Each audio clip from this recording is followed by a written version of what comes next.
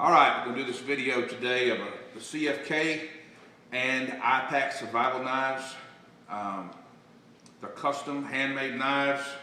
When I was looking at buying a nice custom knife, I was looking at $100 to $300, and I have no problem spending that kind of money. But as I researched, I come across these particular knives, and I would put them up against any of your $100 to $300 knives. Comparably. But anyway, and I've also asked several other YouTubers, because we don't really do a lot of gear reviews or try to get down to the fine details. I do a lot of farm stuff, a lot of hunting stuff, and obviously I'm an outdoorsman. But anyway, I'm going to get into it. I'm going to try to do my best, and maybe someone will reach out to me, let me mail them these knives, or a couple of these knives, or maybe they'll get some of their own, and we'll have a little bit better review than I'm going to do here today. All right, let's start with my very favorite one. This is a D2 tool steel. Basically it's a hollow grind. However, they still do very good fine carving tasks, feather sticking. Of course, you can look at any of these knives once I get them out and see that they're all full tang. This is the thickest spine that I have. This is a 1/4 inch spine. And like D2 tool steel, it is super strong. A little bit of jimping here. I don't really care if a knife has jimping or not. It doesn't make any difference to me. But I just get good grip. I have a very big hand. This is a very large, just very robust knife. Feels excellent in my hand. Yeah, I have beat it through wood. If I'm gonna be out in the woods, I'm gonna carry an axe and probably a machete too. But there's no sense in me, showing how to baton with all these knives. Obviously, you could beat the crap out of this knife, and it's not going to hurt it.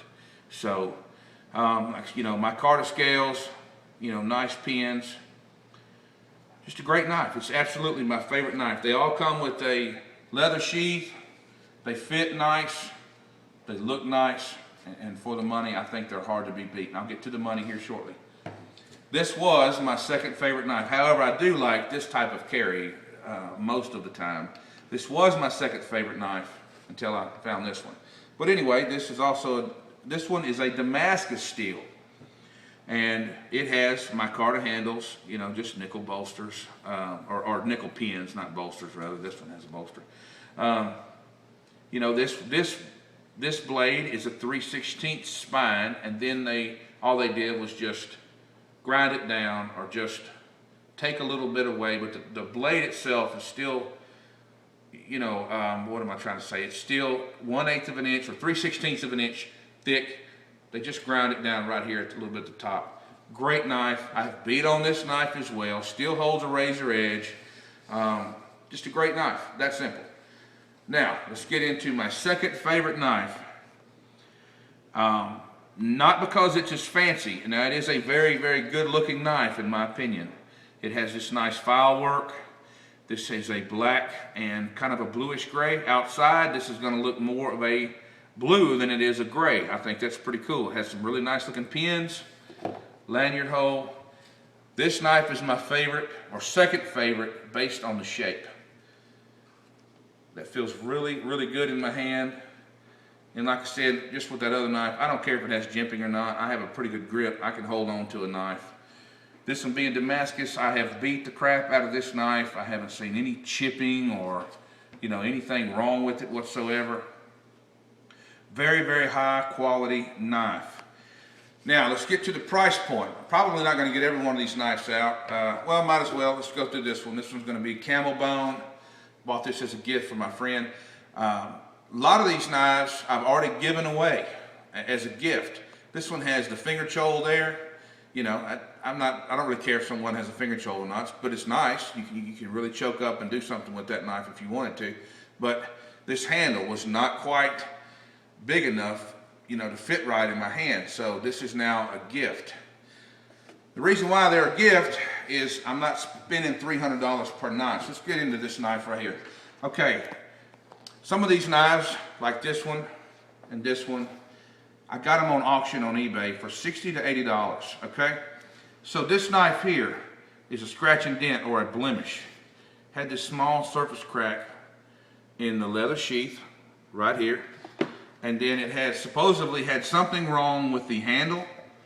I have yet to find out what was wrong with the handle, but I appreciate, CFK saying that,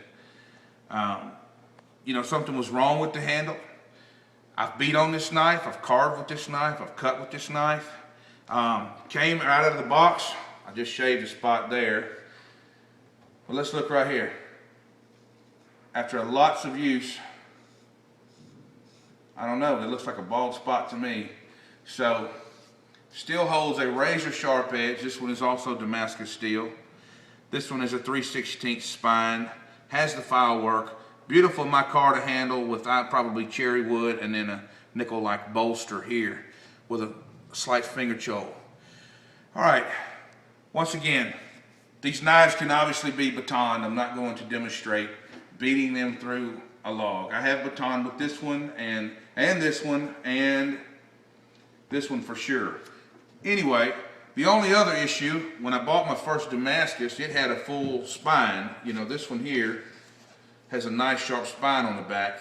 So I wasn't worried about it striking a fire steel. Well, with all of this, file work, it kind of made me worry about it. Would it strike a fire steel? Well, I wasn't thinking about the last bit. So anyway, we're going to go outside. I'm going to show you a trick. And it's a little dark outside, but it's cloudy, and hopefully you guys can see the spark. Okay, I know my editing is terrible, but anyway, you get the gist of it. Oh, and by the way, this knife, forgot to cut it off, but anyway, got this knife because it was a blemish, $20 and some change on auction. And I got one similar to it for my dad, had a smaller handle, also for around $20. All right, we're about to go outside and have a little fun with these knives. In case you find yourself in a situation where you really need some of these matches, or you forgot to bring one of these, and all you have is one of these. Let's go have a little fun. All right, we're going to start with our favorite, or at least my favorite. But before we get there, out of all the fire strikers I have, this particular striker probably throws the best sparks I've ever seen. So let's compare it. If you were down on some tinder, that would throw a pretty good spark. So let's see.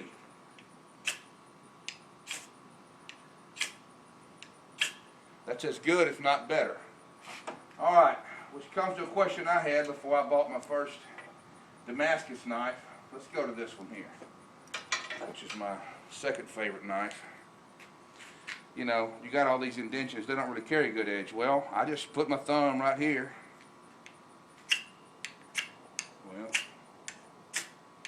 there we go. Just got to find the sweet spot. No damage. Throws good sparks. Let's look at this big ferro rod. I've seen these sell for 20 or 30 bucks. I picked this one up, $5. You can get them on Amazon, eBay, and I think they also sell them on the firesteel.com. That's some serious sparks, as long as you find the right angle. This spine is just as sharp as the rest. It just has this filing, this detail work in here. I just skip past that, put my thumb there, and go with it. Same for any of these other knives. They do the same thing. They're just as good. That's a serious amount of sparks. Let's try this steel here. Well,